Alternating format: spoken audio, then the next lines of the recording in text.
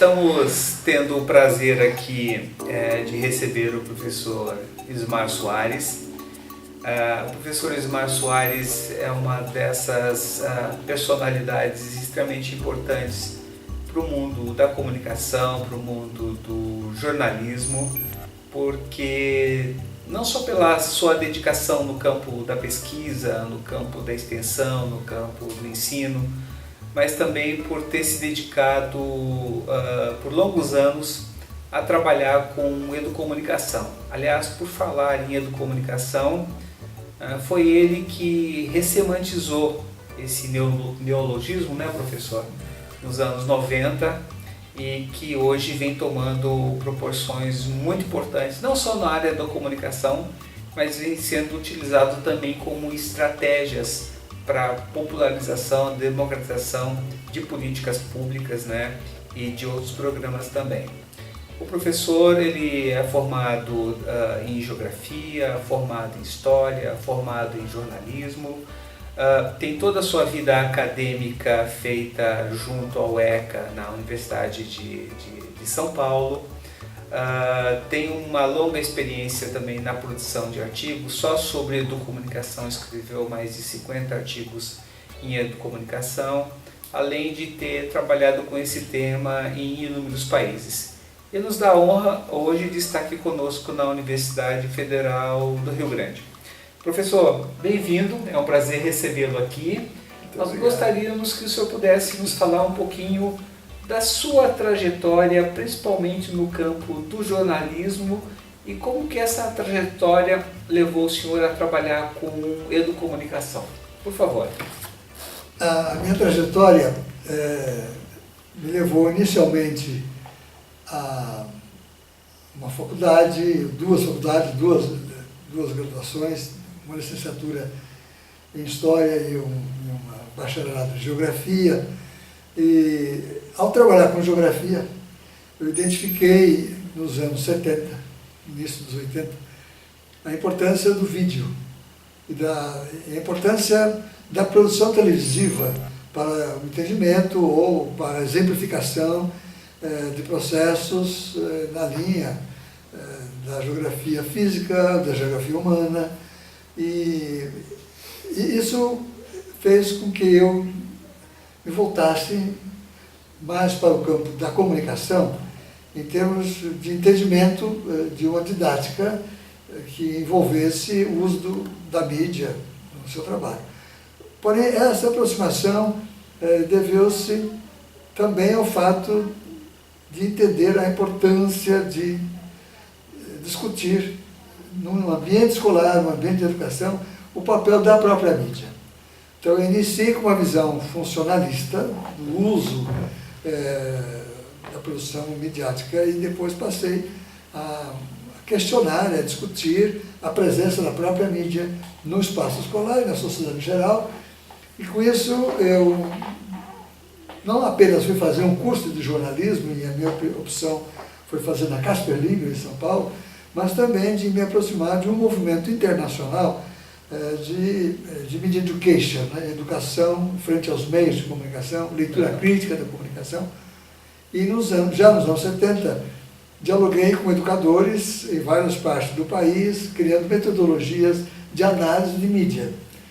E me recordo uma vez, por exemplo, que eu fui convidado para uma série de Semana de Normalistas, lá por volta de 75, por aí, e percorri o estado do Rio de Janeiro, o estado de Minas Gerais, o estado do Espírito Santo, no início de ano, em que se inauguravam cursos para os normalistas e no final do ano. E analisava, então, as produções, os canais de televisão, e discutindo com as professoras, que depois iriam trabalhar no ensino fundamental, como manejar e como discutir a presença da mídia. E isso me levou também a dialogar com projetos de outros países, do Brasil e de outros países, em torno desse objeto, dessa questão. E eu fui fazer, posteriormente, a partir do meu doutorado, fui fazer um pós-doutorado nos Estados Unidos, justamente sobre o tema da chamada Media Literacy nos Estados Unidos. E no caso, ao fazer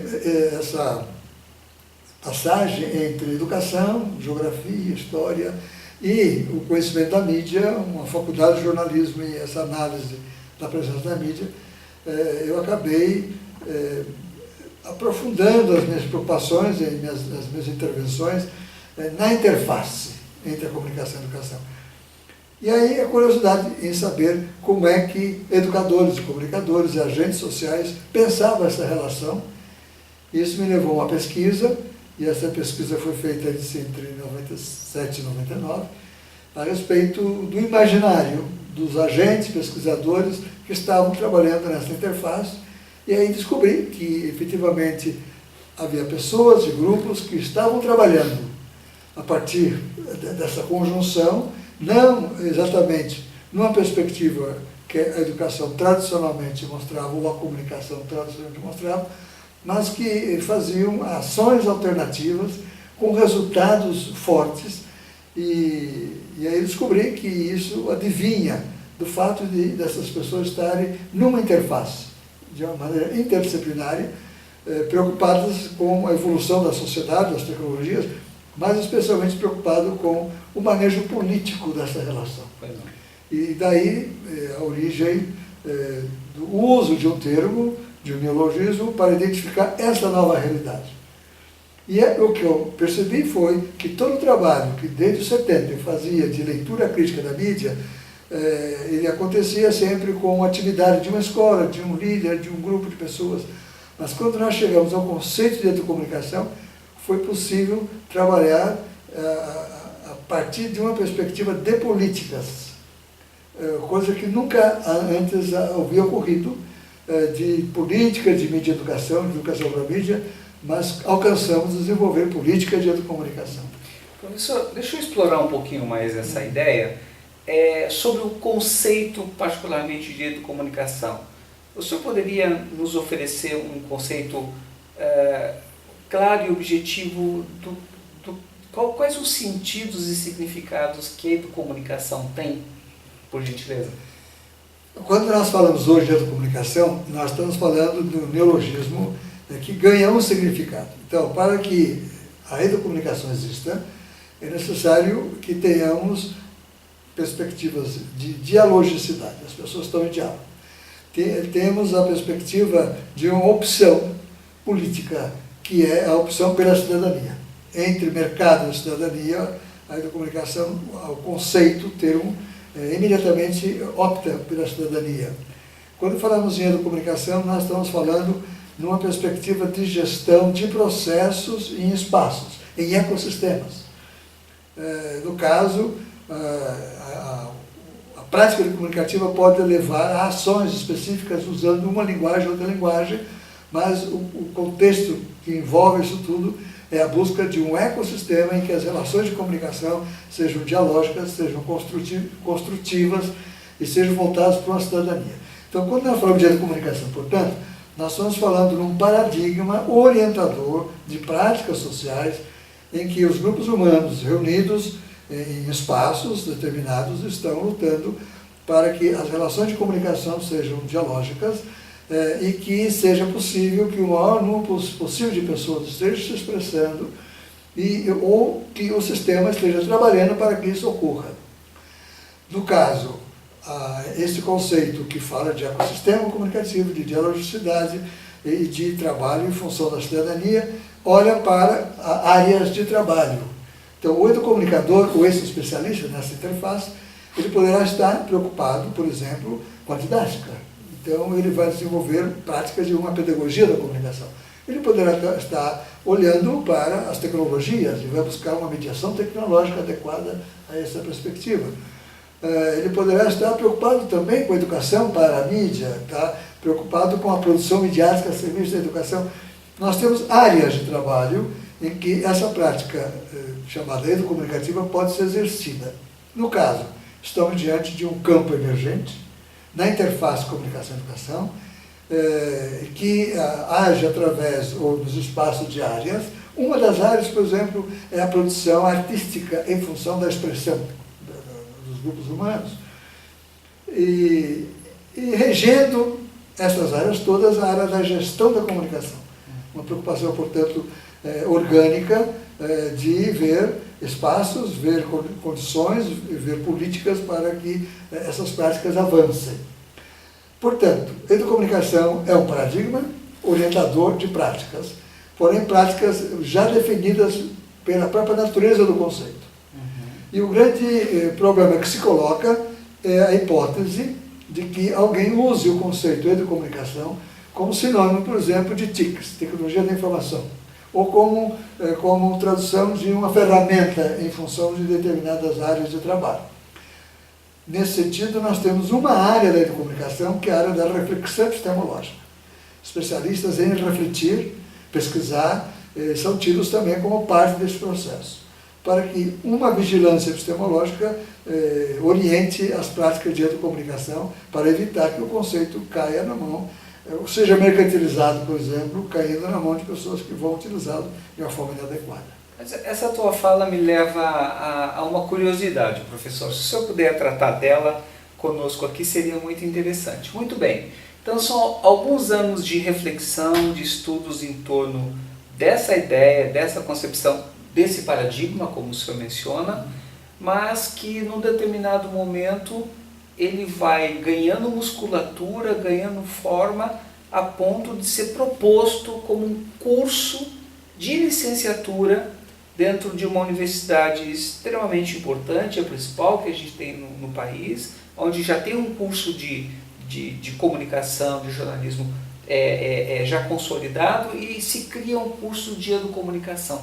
Como é que se dá esse passo, professor? Nos conta um pouquinho sobre isso. O passo se deu na trajetória que vem da pesquisa, caminha para a extensão e se volta para a graduação. Então, os três elementos essenciais do processo, da missão da universidade. A pesquisa foi olhar a América Latina, especialmente, mas também outros continentes, e ver como agentes culturais na interface estavam trabalhando. Identificar os referenciais teóricos e metodológicos, sistematizar esse material, e depois atender convites ou propor trabalhos de extensão. O extensionismo, a partir do ano 2000, nos levou a projetos privilegiados. Um deles foi a Prefeitura de São Paulo, que tinha um grande problema, que era a violência nas escolas. E recebemos um convite de levar a educomunicação para 455 escolas, num período de uma administração pública. Recebemos o convite e depois tivemos 7 semestres para desenvolver um processo que, ao final, formou 11 mil entre professores e alunos. Formou em quê? Numa ação extracurricular. O projeto se desenvolvia aos sábados. Foram mais de 1.020 sábados, encontros, ao longo desse período todo, e permitiu que nós levássemos para o ensino formal uma prática da educação não formal. Isto é, o que nós havíamos aprendido na América Latina de como trabalhar, especialmente o rádio, e elegemos o rádio porque o rádio permitia que a criança e o professor pudessem estar juntos. Não era um equipamento complexo, como é o equipamento para produção de cinema de vídeo, era muito mais rápido, mais fácil, mais ágil. E os alunos se identificavam com a hipótese de socializar o som da sua voz com a voz do seu professor, a voz de um ídolo que eles conheciam. Como resultado, na metade do processo, já haviam reduzido nas delegacias ao redor das escolas o número de registro de violências. E o que mais importou para nós, a Prefeitura começou a enviar para o curso justamente as crianças que eram líderes de conflitos. E a garotada iam para detonar o projeto, mas quando o menino ou a menina tinham o microfone na mão, havia uma transformação nesse processo. E aí, foi, portanto, um projeto que nos privilegiou, porque nós pudemos testar uma prática que havíamos definido numa pesquisa. Na sequência, fomos para o Mato Grosso, Goiás, Mato Grosso do Sul, num projeto do MEC. Igualmente, levamos uma prática de educomunicação que até hoje se transformou em lei. Existe uma lei de educomunicação no Mato Grosso, por exemplo, e isso começou a ocorrer no Brasil. Em 2005, um diálogo com o Ministério do Meio Ambiente, que permitiu que a perspectiva do Ministério de dialogar com a sociedade, especialmente no espaço não formal, se concretiza com autonomia. O importante dessa questão é que o conceito ganha ganhe autonomia o suficiente para que o paradigma sendo respeitado, a autoria do processo cabe aos indivíduos que dele se apoderam. E no caso o que ocorreu foi uma purificação das consequências da prática, que leva, por exemplo, também a educomunicação para o Mais Educação, que é o projeto do MEC, que tem início em 2008, e que permitiu que mais de 2.500.000 jovens do Brasil tivessem acesso ao conceito e à prática. E aí nós vamos observando que as reflexões se seguem.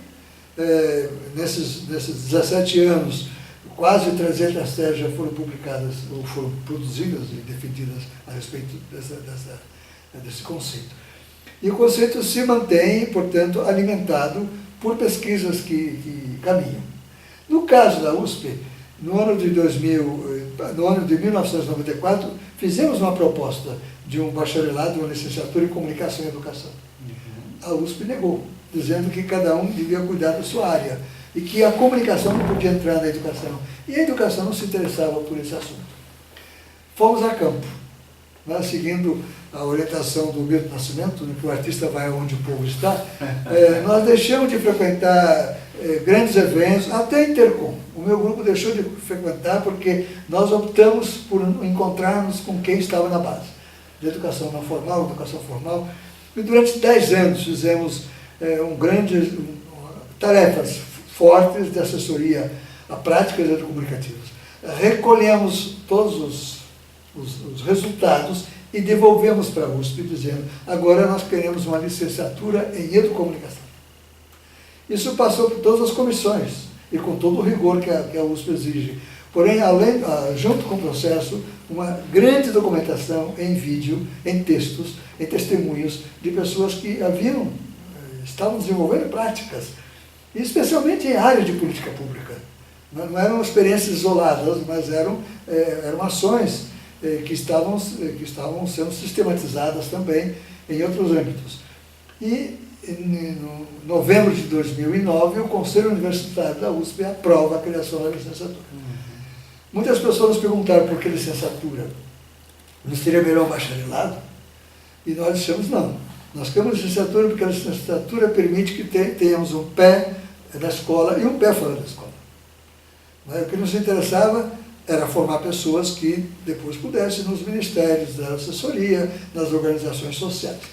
Muitos dos educomunicadores se colocaram contra, dizendo que a educomunicação é uma prática da sociedade civil e as pessoas se autoproclamam educomunicadores, não necessariamente se formaram, aliás. Antes de existir a formatura em educomunicação, ninguém havia se formado em graduação em educomunicação, e existem sem número de educomunicadores pelo país. E aí começou a haver uma reação contra. A nossa resposta foi que o país necessitava, até para que os professores, e diretores, gestores escolares e os produtores de mídia tivessem acesso, era necessário ter um suporte. Então, a nossa proposta era formar em nível superior pessoas que refletissem sobre a comunicação e se colocassem à disposição da mídia, da escola, das organizações sociais, para favorecer que a prática comunicativa avançasse. E aí caiu na minha mão agora, faz 2 meses, um trabalho de um grupo de pesquisadores da Unicamp, da área de educação, dizendo que eles adoravam a educomunicação, optavam pela educomunicação, mas eram contra a licenciatura. Porque eles diziam que eles, educadores, que deviam ser os educomunicadores. E achei interessante a educação, dialogando com a educomunicação, mas aquela desconfiança da área educacional com relação à comunicação, porque eles acham que o educomunicador vem da comunicação, vem do jornalismo, colocava essa resistência. E mais importante e interessante que eu vi é que a área de educação avançou no número de pesquisas, já impactando com a área de comunicação. E o diálogo sobre a necessidade desse profissional, nós continuamos colocando. Isto é, precisamos contar com aliados no Ministério, nas secretarias, nas organizações sociais, aliados para espaços que exijam uma formação superior. E o nosso aluno, dito para eles que a Universidade de São Paulo não vai formar os educomunicadores, até o momento em que eles se engajarem na prática, que foram dialogar com as ONGs, foram dialogar com as escolas que desenvolvem projetos de educomunicação. Então nós criamos condições, porém o educomunicador vai continuar sendo formado na base da sociedade. Professor, você tocou num outro ponto interessante e eu vou aproveitar para explorá-lo um pouquinho mais sobre isso, que é quando esse conceito ele ganha o espaço dos ministérios, em particular do Ministério do Meio Ambiente, e daí surge a expressão educomunicação socioambiental, né?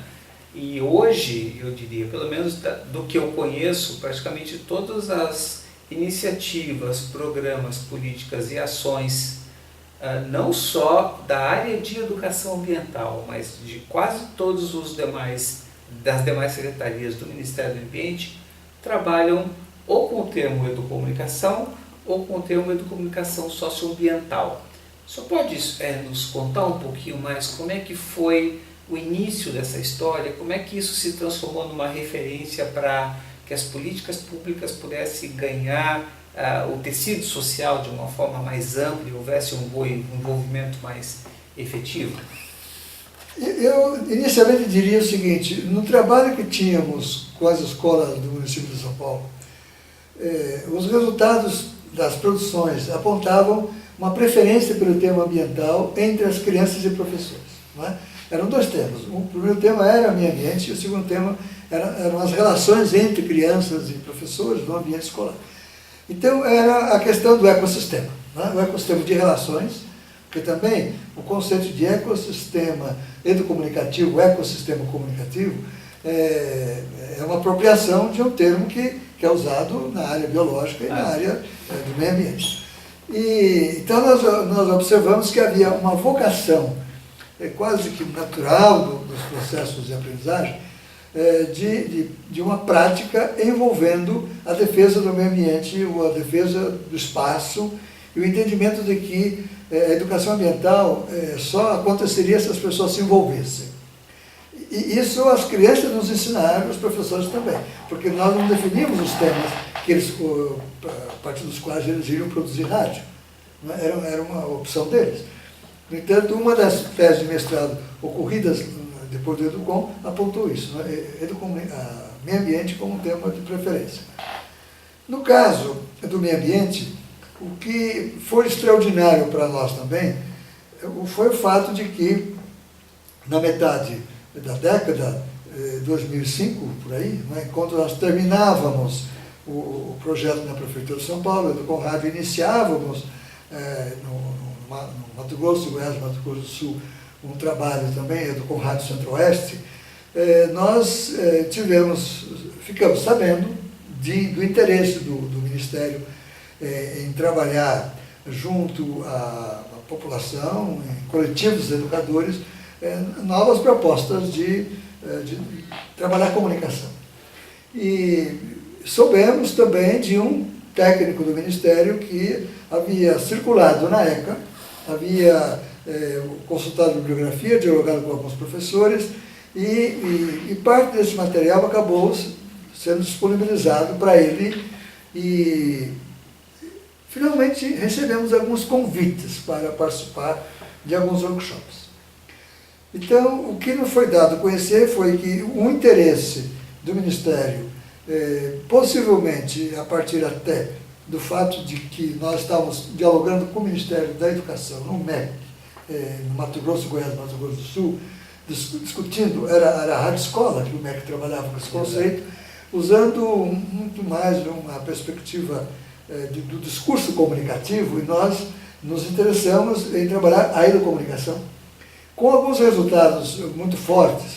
Um dos exemplos que nos contaram de sucesso desse trabalho foi no aldeia indígena Chavante, em que, em algum dado momento, aquela escola tinha acesso à internet via satélite.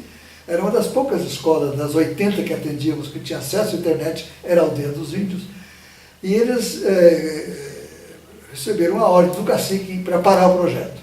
E a ordem do cacique Chavante devia ser o fato de que as meninas da aldeia estavam fazendo rádio. E na tradução chavante, mulher não fala quando tem homem por perto. E o cacique entendeu que aquelas rádios poste que tinham ali, os homens estavam ouvindo as mulheres. Né? E isso era inconcebível. Então ele mandou as meninas pararem de fazer rádio. Como as meninas faziam isso na escola da aldeia, e a escola era dos padres salesianos, mas mantidos pelo governo, as meninas foram reclamar com a escola entrou em contato com a Secretaria de Educação, e a Secretaria de Educação foi conversar com o cacique Chavante para dizer, olha, a escola é pública, então se na sua aldeia as mulheres não falam, na escola elas falam, e a rádio sai da escola. Aí o cacique, não tendo outra solução, chamou os rapazes e disseram, vocês têm que produzir rádio, não pode deixar as mulheres falando sozinhas. E os rapazes começaram a produzir, e aí começou a haver uma competição entre rapazes e moças da aldeia Chavante. Entrevistaram todos os velhos da aldeia, das aldeias vizinhas, e os índios descobriram que onde houvesse um cargo que devia ser ocupado por alguém com formação superior, e houvesse um índio formado, o índio ocuparia. E os índios descobriram que havia um chavante que havia feito pedagogia em Cuiabá. Eles imediatamente solicitaram que esse rapaz assumisse a direção da escola. O diretor da escola, o padre salesiano, reclamou com a secretaria, mas como? Essa escola é uma escola dirigida pelos salesianos, estamos aqui há 120 anos, é uma missão. Aí a secretaria disse, os índios têm razão, negocie com o índio, ele vai assumir a direção, negocie com ele como ele fará. Eu contei essa história em alguns lugares, as pessoas disseram, mas isso foi uma revolução, porque se trata de confrontos de cultura, né? E que a prática de comunicativa fez uma revolução dentro daquele pequeno espaço. Soube depois que essa aldeia Chavante continua produzindo rádio e vídeos. E há um professor da ECA que os auxilia na produção de vídeo. Parte dos vídeos nas aldeias são desse grupo Chavante. Bom, isso tudo chegou aos ouvidos do MEC, que a educomunicação era uma prática que produzia mudanças. Nós, no caso do MEC, tivemos o prazer de sermos convidados para diálogos. Tinha um orientador da minha, Eliane Salvatierra, que ocupou um pouco esse papel desse diálogo. E nós frequentamos muitos dos encontros, especialmente em 2004, 2005, não estou lembrando bem a data, mas foi em Goiânia. E depois fomos surpreendidos com a publicação de documentos que o Ministério elaborou, incluindo a educomunicação. Né? E a coerência entre o discurso do MEC e o discurso do NCE era total, era plena. E o fato do Ministério haver adotado essa prática e contratado educomunicadores para ações, e continua contratando até hoje, especialmente em reservas indígenas, deu a dimensão que nós estávamos esperando para reforçar a nossa prática, a nossa pesquisa na USP. Né? Então, a gente diz que a área da educomunicação socioambiental e a política do governo nessa linha veio reforçar um diálogo com a própria universidade. Espaços públicos, Ministério, Espaço Público, USP, facilitou que essa prática pudesse avançar, e hoje nós temos, por recentes pesquisas feitas, um levantamento com 300 teses, com 30 teses, das 300 defendidas sobre a comunicação, que vem especificamente da área do meio ambiente, da comunicação socioambiental. Professor, e na sua visão, qual é o alcance hoje da prática da educomunicação no Brasil, mas vou lhe perguntar também fora do Brasil, sabendo que o senhor circula por vários países trabalhando com esse tema. Qual seria o alcance hoje, depois dessa experiência? Eu tenho tido algumas experiências, pela fortuna de algum convite, e um dos momentos assim, mais assim, fortes que eu tive foi percorrer o Rio Tapajós, a partir de Santarém. Eu fui falar num congresso sobre a educomunicação em Santarém, e me colocaram num barco da Saúde e Alegria. Saúde e Alegria, sim. E aí eu percorri o Rio Tapajós. Palhaço, esqueci o nome dele agora. Magnólio. Palácio Magnólio, exatamente. E percorrendo aquelas aldeias, né, de beira de rio, o pessoal nos recebia com festa e tal, e a garotada vinha, abraçava como velhos amigos, né, como se estivéssemos já nos conhecíamos anteriormente, é que muitos vídeos circulavam, né? E aquela ONG que trabalhava com saúde, né? Ela tinha um jornal chamado Mocorongo. Mocorongo, exatamente, do Palácio. E a prática do comunicativo estava vigente ali. E a gente via a felicidade dos professores, da garotada, na prática do comunicativo, né? E isso também em Santarém, em escolas da região. E isso para dar um exemplo de uma prática em um lugar que eu não imaginava que estivesse acontecendo. Mas correndo o Brasil, a gente vê que em todos os estados temos essa prática. Na verdade, a prática da educomunicação, ela é vista como uma ação de gestão de processos, porém ela também compete com outro conceito na área da educação chamado mídia educação. A educação, numa tradução europeia, admite que deve se relacionar com a mídia de duas perspectivas, ou adotando as tecnologias, ou fazendo uma leitura crítica do que a mídia produz. A mídia educação é um ponto de vista da educação, daí um curso de especialização em mídias na educação, e que gera uma filosofia, um trabalho, e que tem diferenças com a educomunicação. A diferença está, a educomunicação trabalha com processos, e portanto é um paradigma orientador de relações, enquanto a mídia educação trabalha com pedagogia, a pedagogia da comunicação para torná-la mais adequada para fazer o uso das tecnologias. E no momento o que está ocorrendo é um diálogo dessas duas áreas. Esse diálogo tem sido propiciado por pesquisas dos dois campos, em que os educomunicadores reconhecem que os mídia-educadores, né, os educadores que trabalham, têm uma contribuição, especialmente na análise da mídia, né, e no empoderamento da garotada também por uso das tecnologias. E a área de mídia educação entende que a educomunicação, ela, ao se tornar política pública, ela favorece os processos de mídia educação.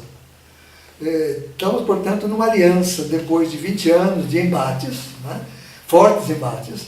Nós tínhamos o Rio de Janeiro e Florianópolis, por exemplo, com dois núcleos de mídia educação, que se colocava contra a educomunicação. E a educomunicação, em outros lugares, também fazia enfrentamentos. E, no momento, estamos numa situação de diálogo.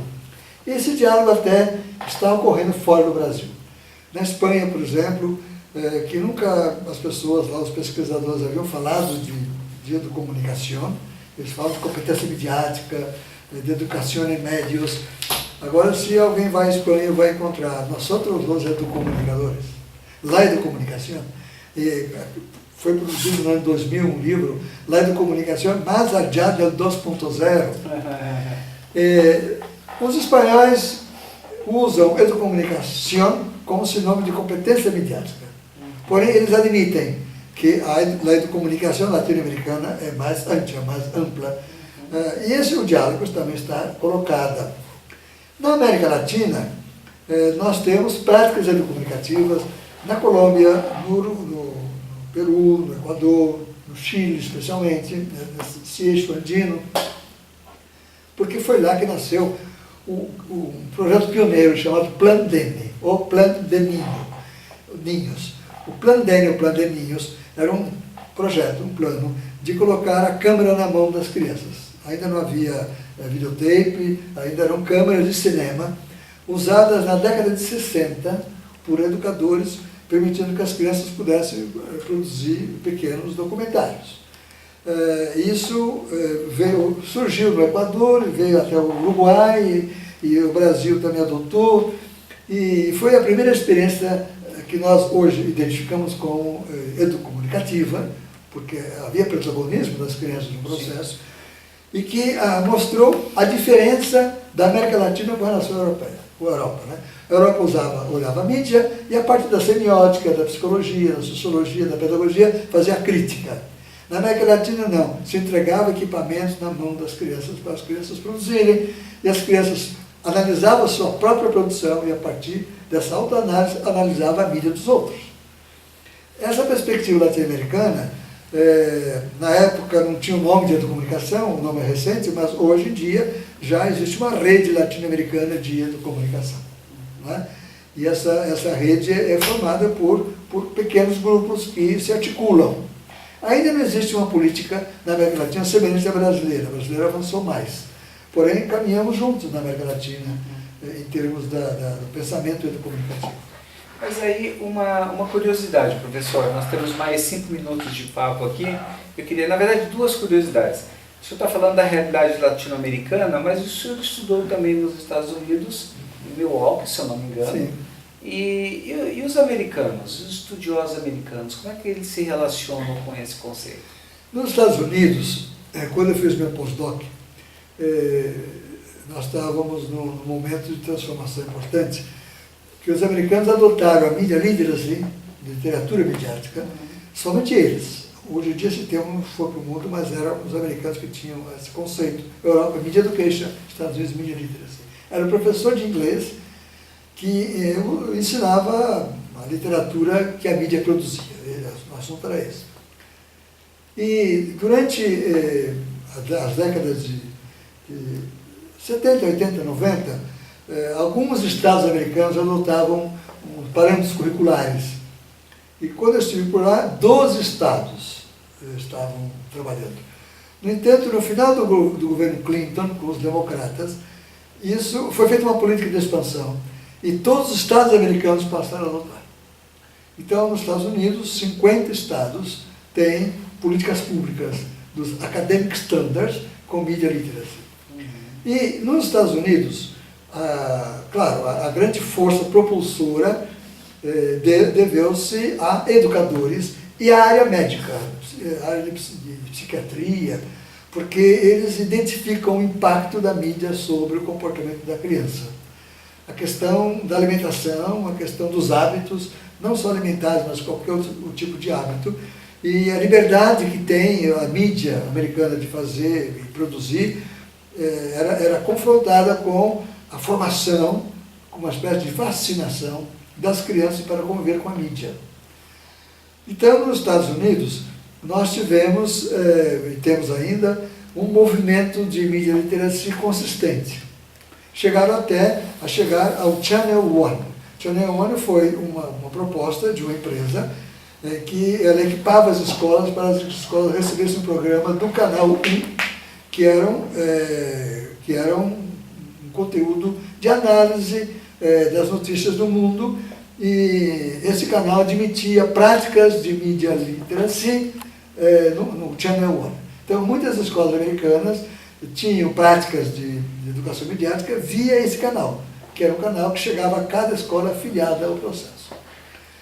E os americanos, na verdade, eles entram em crise no momento em que esse avanço da mídia literacia começou a questionar os políticos aliados com a mídia. Quando isso chega, os republicanos estão chegando ao poder. Aí os republicanos começaram então a cercear os projetos de mídia literacia no país, por não aceitarem que, além da mídia, eles também analisassem quem apoiava a mídia, que eram as grandes corporações, que eram os governos e assim por diante.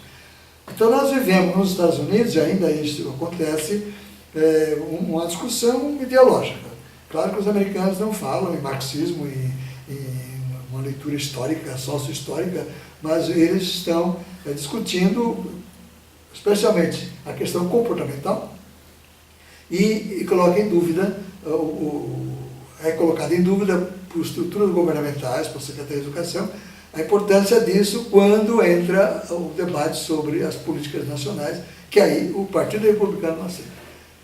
Então, quando os democratas estão no poder, a mídia literacy aumenta. Quando os republicanos chegam, reduz. Professor, infelizmente eu tenho essa tarefa de controlar o tempo aqui. Eu queria lhe fazer uma última pergunta, nós temos 2 minutos para ela. O ano que vem, novembro do ano que vem, depois de 20 anos, vai ocorrer o 2º Congresso Internacional de Comunicação e Educação. Quais são as suas expectativas e o que o senhor está esperando 20 anos depois, professor? Nós nunca nos animamos a fazer um 2º congresso, porque o primeiro foi fantástico, tinha especialistas aí de 30 países, 5 continentes, então dificilmente nós faríamos algo semelhante. Porém, houve tanta mudança no Brasil, na América Latina e também no espaço ibero-americano, que os espanhóis, os portugueses estão nos animando a realizar esse evento com a presença deles. E no Brasil os resultados são tão assim, propícios, né? E tão bons, que o que nós queremos é promover uma reflexão continental, latino-américa e ibero-americana, e também com nossas raízes no Brasil, sobre o caminho percorrido e os desafios que estão se colocando para nós no futuro. Nós estamos no momento, final desse período, com fechamento ideológico e fechamento para as questões de natureza dialética, né, a leitura crítica da mídia nos aponta para isso, e a importância de nós estarmos rediscutindo as conquistas sobre o protagonismo juvenil, e sentimos dificuldades e estamos vendo nuvens escuras no horizonte. Então o evento seria para realimentar nossas esperanças e ver que caminhos que percorremos e em que poderemos avançar para a próxima década. Gostaríamos de agradecer muito a sua presença, a sua disponibilidade de estar conosco aqui, e só informar antes de lhe dar um abraço final, que está conosco aqui a Raquel Anini, que é do nosso grupo, o Felipe Nóbrega, agradecer a presença de todo mundo que está nos ajudando a produzir esse vídeo, que vai para o ar aí para todo mundo que se interessa pelo assunto, viu, professor? Muito obrigado, é uma honra tê-lo aqui, viu? Olha, foi uma experiência fantástica conhecer a universidade, conhecer a cidade e conhecer e saber que por aqui a educomunicação é prática e é tema de pesquisa. Gostaríamos de contar com o senhor novamente numa outra oportunidade. Mais uma vez, muito obrigado. Muito alegria.